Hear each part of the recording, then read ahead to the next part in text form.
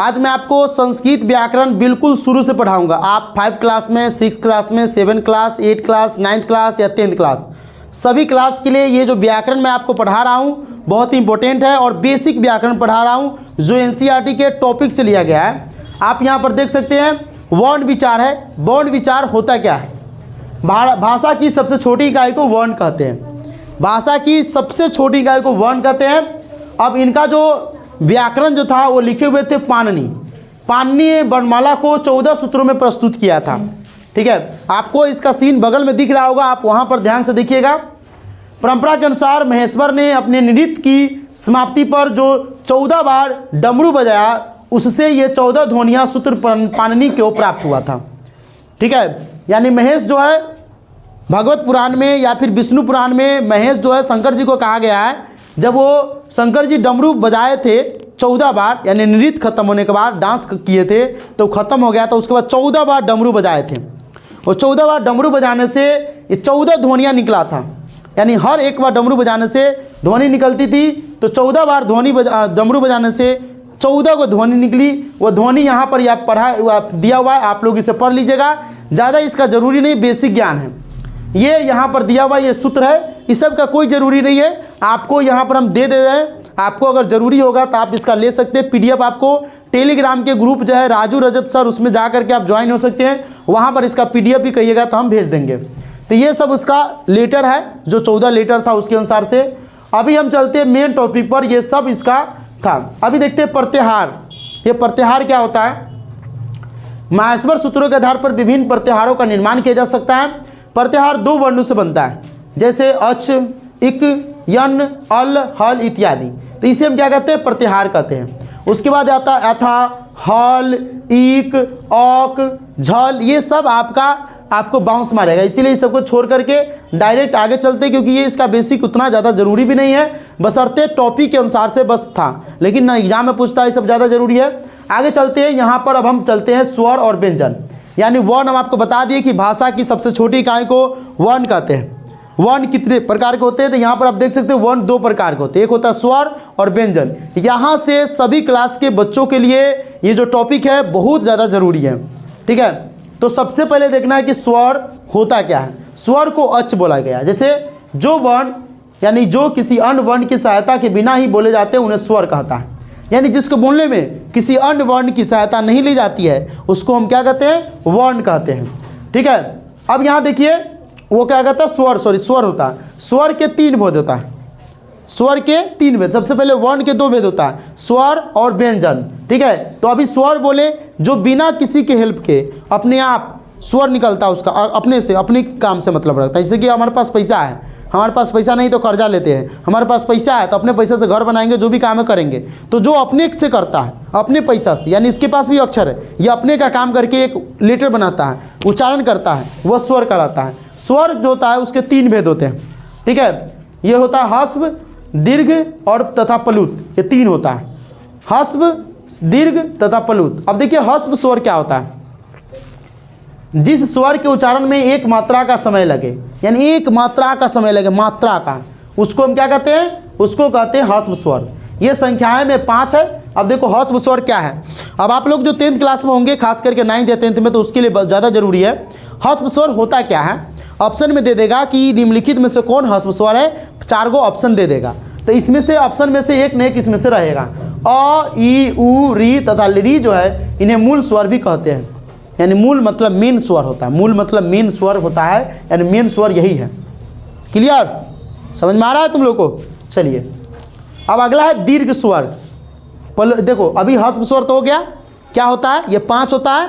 कौन कौन होता है? अ, ई, उ, री तथा री। क्लियर? अगला देखिए दीर्घ स्वर। ठीक है, अगला है दीर्घ स्वर। दीर्घ स्वर यानी जिस स्वर के उच्चारण में 2 मात्राओं का समय ले, उसमें 1 मात्रा का समय था,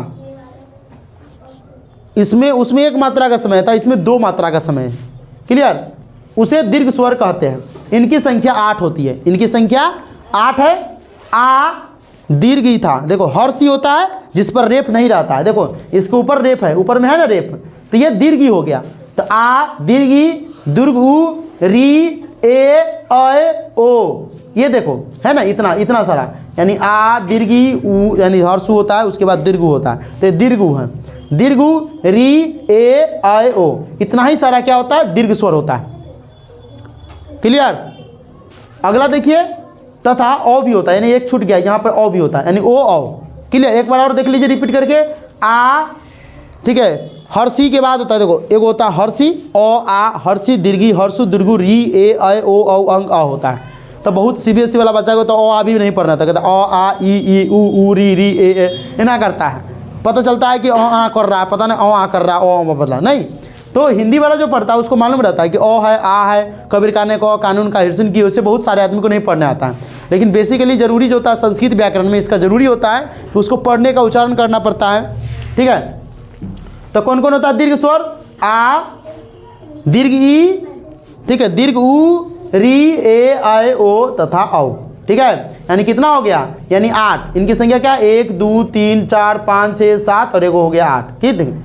इनमें से ली जो है ध्वनि का दीर्घ रूप ली केवल पदों में प्राप्त होता है। ठीक है, इसमें लिरी जो दिया हुआ है ऊपर का वाला में, वो लिरी जो है ध्वनि का दीर्घ रूप है। दीर्घ रूप मतलब विस्तार रूप है, लिरी। ठीक है। अब देखिए अंतिम 4 वर्णों को संयुक्त वर्ण भी कहते हैं। अंतिम 4 वर्ण कौन कौन है, तो देखिए यहाँ पर हो गया औ, ठीक है, औ ओ, ठीक है, उसके बाद हो जाएगा ओ ए ऐ ए, ये 4 वर्ण क्या है, ये लास्ट वाला, यानी ए ऐ ओ औ। ए ऐ ओ औ को क्या कहते हैं, ये जो होता है ये संयुक्त वर्ण कहलाता है। संयुक्त वर्ण जो होता है वो कहलाता है। क्लियर। चलिए यहाँ पर दिया हुआ है ए आई, ठीक है, यहाँ पर देख सकते ए आई ओ औ। ठीक है, ठीक है, तथा औ 2 स्वरों के मिल से बना हुआ है। ये 2 स्वरों के मिल से, लास्ट के जो 4 अक्षर है 2 स्वरों के मिल से बना हुआ है, इसीलिए कौन वर्ण हो गया, संयुक्त वर्ण। ठीक है। चलिए उदाहरण में जैसे अ और ई को मिलाएंगे तो ए बनेगा। अब आपको ऑब्जेक्टिव कैसे पूछेगा, 10th क्लास वाले बच्चे आप लोग ध्यान देंगे, पूछेगा कि ए निम्नलिखित में से किस शब्द से मिलकर के बना हुआ है, 4 ऑप्शन दे देगा, उसमें एक ऑप्शन आपका रहेगा, 3 ऑप्शन आपका गलत रहेगा। क्लियर। तो अ और ई को मिलाते हैं, अ और ई दोनों को मिलाते हैं तब बनता है ए, और अ और ए को मिलाते तो आई, अ और उ को मिलाते तो ओ बनता है, और अ और ओ को मिलाते तो औ बनता है। समझ में आ रहा है। संस्कृत का बेसिक ज्ञान यही है, और इसमें से बहुत बार ऑब्जेक्टिव में पूछा हुआ है, बिहार बोर्ड में और सीबीएसई वाला में पूछा हुआ है ऑब्जेक्टिव के रूप में। तो चाहे आप बिहार बोर्ड से हैं या सीबीएसई से है, डजेंट मैटर, लेकिन यहाँ पर आपको ये याद रखना पड़ेगा। क्लियर। है यू कीप साइलेंट। यहाँ देखो प्लुत स्वर। प्लुत स्वर क्या होता है, ठीक है, स्वर 3 प्रकार के होते हैं, सबसे पहले हम बता दिए थे। ठीक है। अब लास्ट वाला है इसमें तीसरा प्लुत स्वर। प्लुत स्वर जिस स्वर के उच्चारण में 3 या उससे अधिक मात्राओं का समय लगे उसे प्लुत स्वर कहते हैं। क्या कहते हैं, यानी जिन स्वर के उच्चारण में 3 या उससे अधिक, जिसमें 3 या उससे अधिक मात्राओं का समय लगे उसे प्लुत कहते हैं, यानी प्लुत स्वर कहते हैं। जब किसी व्यक्ति को दूर से पुकारते हैं, क्लियर, तब संबोधन पद के अंतिम वर्ण को 3 मात्रा का समय लगाकर बोलते हैं तो उसे ही प्लुत स्वर कहते हैं। लिपि में प्लुत स्वर को उ की संख्या से, यानी कि इसमें जो दिखाया गया है, इसमें देखिए, इसमें जो होता है 3 ऐसे होता है और 6 ऐसे होता है, तो 6 की संख्या दिखाया जाता है। उदाहरण के लिए अगर हम इसे कह दें ए ही कृष्णा, ए कृष्णा, ठीक है, उसके बाद कहेंगे अत्र गोश्चरती, ओम के आकार का उच्चारण सर्वत्र प्लुत ही होता है, यानी यही कृष्णा। ठीक है। उसके बाद ओम, ओम, ओ अ म, 3 अक्षर है, ओम। क्लियर। तो 3 अक्षर है, इसका यूज होता है, इसीलिए प्लुत स्वर होता है। ये न करके क्या देख रहा। चलिए अगला, सभी ह्रस्व दीर्घ एवं प्लुत स्वर वर्ण अनुनासिक एवं निरनुनासिक भेद से विविध है, यानी जितने भी ह्रस्व हैं, ह्रस्व स्वर होता है, दीर्घ स्वर होता है। क्लियर। आप लोग यहाँ पर ध्यान दीजिए, दीर्घ स्वर एवं प्लुत स्वर, ये क्या होता है, स्वर वर्ण जो होता है अनुनासिक एवं निर्नुनासिक भेद से द्विविध होता है। ठीक है, द्विविध होता है, यानी कि 2 विधि से होता है। अब देखिए अनुनासिक होता क्या है, इसके बारे में पूछा हुआ, ये सबसे मेन टॉपिक है, इसके बारे में धीरे धीरे चलते हैं, इस पर पकड़ बनाते चलेंगे। इसका ऑब्जेक्टिव जो है अगले दिन हम आपको तैयारी करवाएंगे इसका ऑब्जेक्टिव, आज सिर्फ इसको पढ़ना है बढ़िया से। जिस स्वर के उच्चारण में मुख के साथ नासिका की भी सहायता ली जाती है उसे अनुनासिक स्वर कहते हैं। ठीक है, यानी जिस स्वर के उच्चारण में मुख के साथ नासिका की भी सहायता ली जाती है उसे अनुनासिक स्वर कहते हैं। क्लियर। अब देखिए यह था अंग, यंग इत्यादि समस्त स्वर वर्ण है। क्या है? स्वर वर्ण है, क्योंकि अ है, ऊपर अनुस्वार है, ठीक है, ऊपर चंद्रबिंदु है, इसको चंद्रबिंदु बोलते हैं। अ के ऊपर जो है उसको चंद्रबिंदु बोलते हैं, एक ऊपर जो है चंद्रबिंदु है। तो इस तरह के समस्त स्वर्ण वर्ण होता है। अब निर्नुनासिक क्या होता है? जैसे नवोदय की तैयारी अगर आप कर रहे हैं, उसको पढ़ाए थे, नवोदय की तैयारी करते हैं, सैनिक की तैयारी करते हैं, प्रिपरेटरी का तैयारी जो होता है वगैरह वगैरह करते हैं, तो उसमें इसका ज़्यादा जरूरी होता है हिंदी व्याकरण में, और इसी में से पूछता है। तुम पढ़ा है इसके बारे में, तुमको पढ़ाया गया था। अब देखिए निर्नुनासिक क्या होता है? जो स्वर केवल मुख से उच्चारित होता है। किससे उच्चारित होता है? मुख से, मुंह से, वह निर्नुनासिक होता है। इसमें क्या आता है? इसमें व्यंजन आता है। ठीक है, व्यंजन जिन वर्णों का उच्चारण स्वर्ण वर्णों की सहायता के बिना नहीं किया जा सकता। पगला उगला गया है, तुमको बोला गया यहाँ पर देखने के लिए, तो तुम पगला गया हमको लगता है साफा। ठीक है, तो जिन वर्णों का उच्चारण स्वर वर्णों की सहायता के बिना नहीं किया जा सकता है उसे व्यंजन या हल कहते हैं। अब व्यंजन को क्या कहा जाता है? हल कहा जाता है। स्वर रहित व्यंजन को लिखने के लिए वर्ण के नीले हल चिन्ह लगाते हैं, नीले हल चिन्ह लगाते हैं। ठीक है, संपूर्ण व्यंजन निम्न तालिका में दर्शाया गया है। इसको जैसे यहाँ पर आप देख सकते हैं, जैसे तारे कु हो गया, कु हो गया, ये तारे कु इसको बोलते हैं। बहुत बच्चा को तो मालूम नहीं कि क्या कु, सीधे कर रहा है कु कु, का की। ठीक है, अब पता नहीं चलता है कि कौन की बोल रही है। क्लियर। तो तारे कु है, इसमें क ख ग घ अंग ये कवर्ग हो जाता है। ठीक है, यानी क ख ग अंग क्या होता है? कवर्ग। चवर्ग, टवर्ग, तवर्ग, पवर्ग, ये होता है। इस तरह के पूछता भी है कभी कभी, एक बार तो इतने इजी नहीं पूछेगा, लेकिन बेसिक के लिए ध्यान कर लो कि इतना इजी तो पूछता नहीं कभी। ठीक है, बेसिक नॉलेज के लिए कि कवर्ग क्या होता है कोई पूछ दे तो क ख से लेकर अंग तक होगा कवर्ग। ठीक है, व्याकरण संप्रदाय में इन 5 वर्णों को, ठीक है, कु, चू, टू, तू, पू नाम से जाना जाता है। यानी भले तुम इसको कवर्ग, चवर्ग, टवर्ग, तवर्ग, पवर्ग के नाम से जानते हो, लेकिन व्याकरण संप्रदाय में यानी व्याकरण के कैटेगरी में इसको हम क्या नाम से जानते हैं? कु मतलब हो जाएगा क अंग, चू मतलब च से य, टू मतलब त से र, तू मतलब त से न, पू मतलब प से म तक। क्लियर।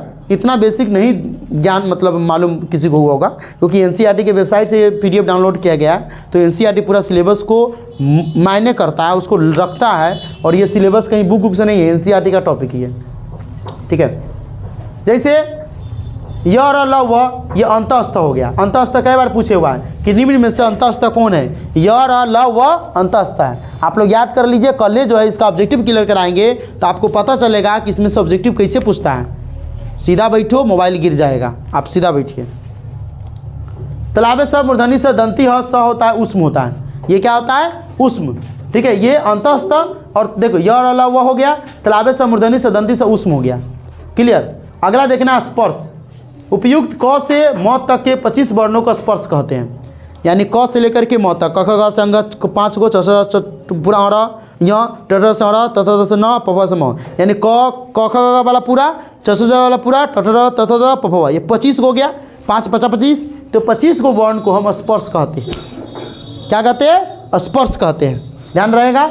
इनके उच्चारण के समय जी हा मतलब जीभा, ठीक है, जीभा मुख के विभिन्न स्थानों का स्पर्श करती है। जैसे कवर्ग, क वर्ग, क ख ग घ अंग।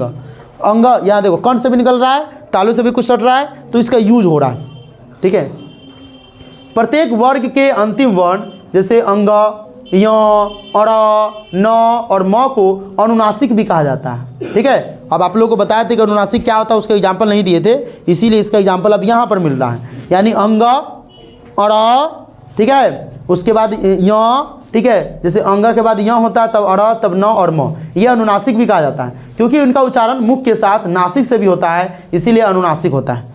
यानी मुख के साथ नासिक यानी नस जो होता है यहाँ पर कंठ वाला, उसके साथ होता है, इसीलिए ये अनुनासिक होता है। तब समझ में आ गया कि अनुनासिक कौन होता है।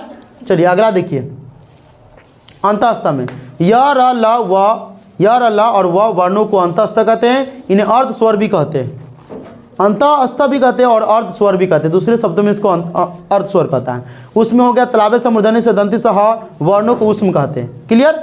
अब अनुस्वार देख लेते हैं कि अनुस्वार क्या होता है। इसका उच्चारण नासिक मात्रा से होता है, नासिक मात्रा से होता है, यानी यह सर्वदा स्वर के बाद ही आता है।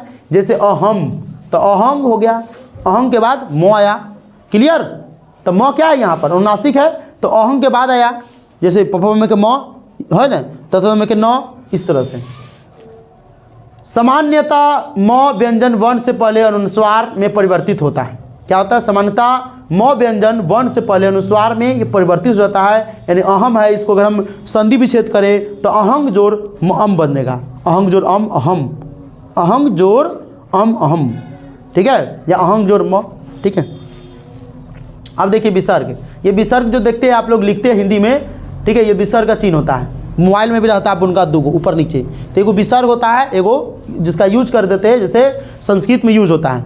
जैसे गच्छतः, तो गच्छतः में, ठीक है, दो को बुनका दे देंगे विसर्ग तो हो जाएगा गच्छतः, है ना, तो गच्छतः।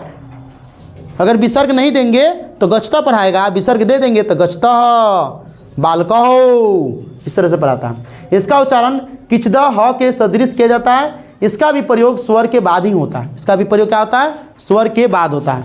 इसको जला दो, इसको अति कर दो, ऑफ कर दो, इसको जला दो। ठीक है।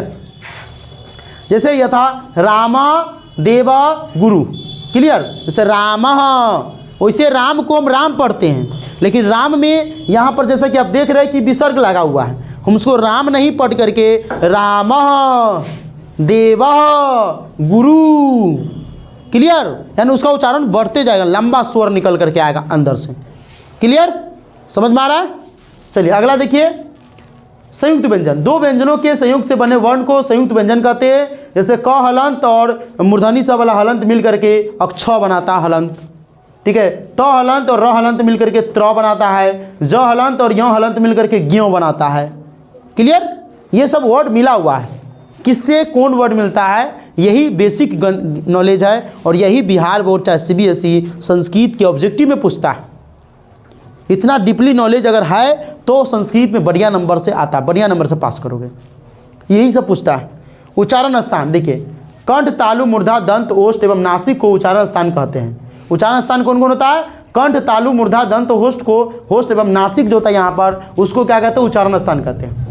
वर्णों का उच्चारण करने के लिए फेफड़े से निकली निश्वास वायु इन स्थानों का स्पर्श करती है। यानी इस वर्णों को उच्चारण करने के लिए फेफड़ों से निकली हुई निश्वास वायु जो होता है, इसका उच्चारण करता है, इसका स्पर्श करता है, और एक प्रकार का नया उच्चारण कहलाता है। कुछ वर्णों का उच्चारण एक साथ दो स्थानों से भी होता है। वर्णों के उच्चारण स्थानों को अग्रिम तालिका से समझा जा सकता है। आगे की कुछ तालिका है, उस तालिका को देखोगे समझ जाओगे। यहाँ पर आप देख सकते हैं कि यह स्थान है कि कौन स्थान कहाँ से यूज किया गया है। क्लियर। थोड़ा सा हम इधर कर दे। ठीक है। अब जैसे ऊपर के देख लेते हैं।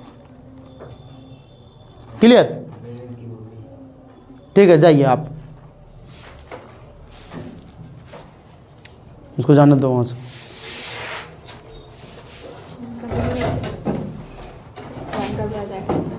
नहीं तो कोई बात नहीं, धीरे से उसमें आइए, धीरे से। हाँ हाँ जा रहा है। याद नहीं किया था ना, इसीलिए रोके हुए थे, याद करवा रहे थे। कृष्णा ये भी यहीं पर था।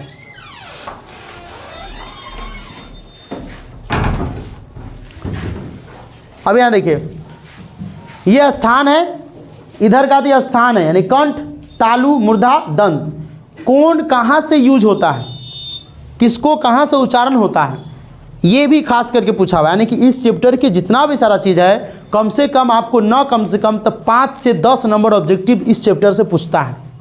और ये जो टेबल दिए हुए हैं ना, इसमें से खाली तुमको 3 से 5 नंबर के बीच में ऑब्जेक्टिव पूछता है।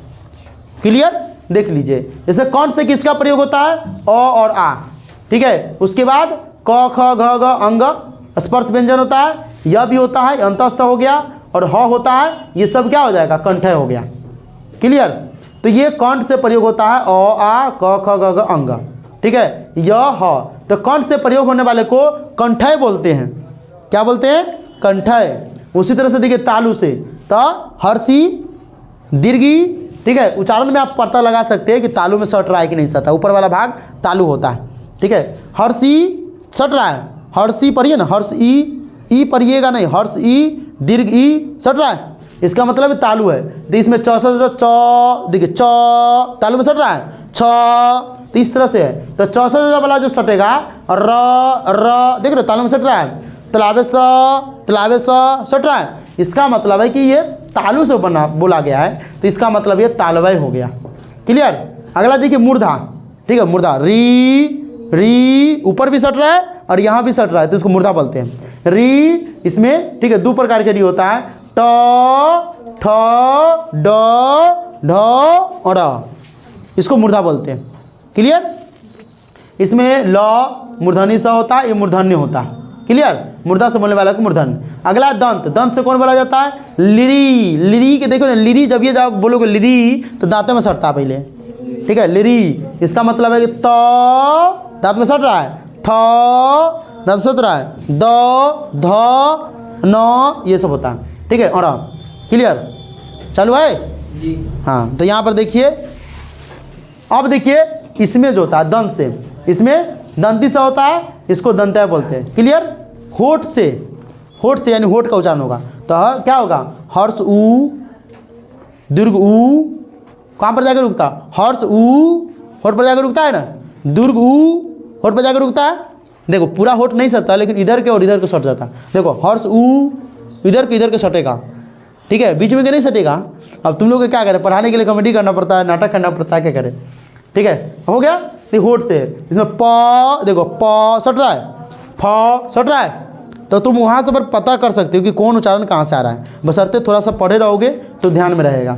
प फ ब भ म, इसमें प फ होता है उष्ठ है, ठीक है। नासिक अनुनासिक, ठीक है, इसमें क्या होगा, नस से होगा, यहाँ पर नस रहता है उससे होता है। जैसे अंग अंदर से आ रहा है, नस के साथ आ रहा है, और व्यंजन निकल रहा है अंदर से हवा के साथ, अंग, ठीक है।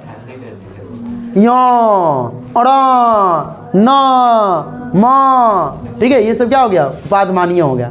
स्वर देखिए, अब कंठ तालु, कंठ और तालु के प्रयोग से, यानी कंठों से बुलाएगा और तालुओं से बुलाएगा। जैसे ए, ठीक है, आए, तो कंठों से है और तालुओं से है, ठीक है। वाह, ठीक है, तो ये क्या हो गया, ये कंठ तालु वाला नासिकाय हो जाता है, कंठ, ये कंठ हो, ठीक है, कंठ तालु है। अब ये कंठोष्ठ है, ठीक है, कंठोष्ठ वाला देखिए, ठीक है, ओ औ कंठोष्ठ, कंठ जोड़ होष्ठ होठ, कंठोष्ठ, जैसे ओ औ, है ना, इस तरह से होगा। क्लियर। ये कंठोष्ठ हो जाएगा, ये कंठ तालु यहाँ पर जाएगा। अब देखो दंतोष्ठ में कुछ है नहीं, जिहा मूल में कुछ है, तो जिहा मूल में क ख हो जाएगा बस, अगर कहा जाता हूँ तो ये सब पूछेगा नहीं। मेन पूछेगा कहाँ पर, अगर आपको पूछो करेगा तो ये 2 को पूछेगा यहाँ से, नहीं ये वाला, ठीक है, और ऊपर वाला सारा पूछेगा, ये लास्ट का 2 को निचला नहीं पूछेगा। ठीक है। चलिए अब अगला देखते हैं। संबंध स्थानों के साथ नासिक से भी पंचम वर्ण का उच्चारण होता है।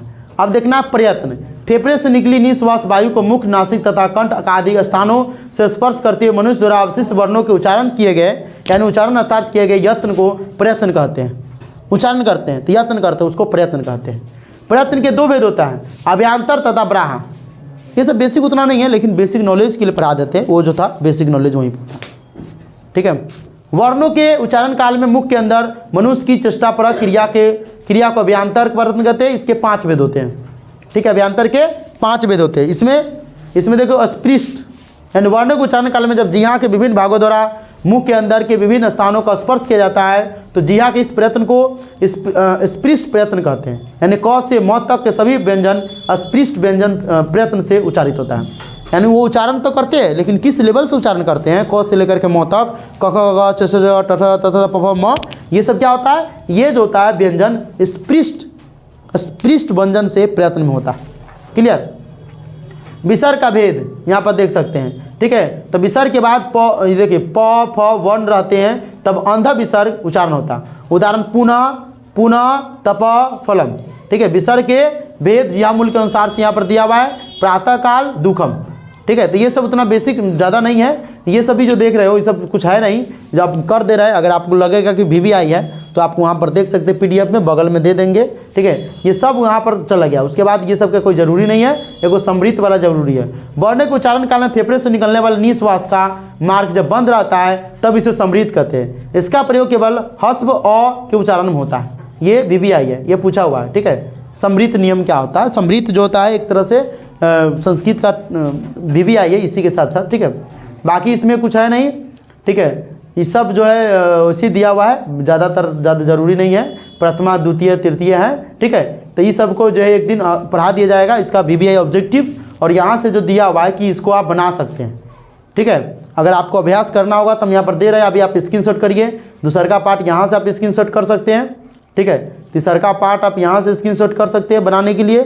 चौथा का पार्ट आप यहाँ से कर सकते हैं। इस तरह से आज पूरा वर्ण खत्म हो गया। वर्ण के बारे में जो बेसिक नॉलेज था, यानी कि संस्कृत का शुरू जो होता है यही चैप्टर से होता है। क्लियर? तो फिर अगले दिन मिलते हैं ये ऑब्जेक्टिव वाला वीडियो के साथ, यानी ऑब्जेक्टिव इसका तैयार करते हैं और ऑब्जेक्टिव अगले दिन ठीक इसी का पढ़ाएंगे। अब पता लगेगा कि किस तरह से ऑब्जेक्टिव पूछता है, ठीक है।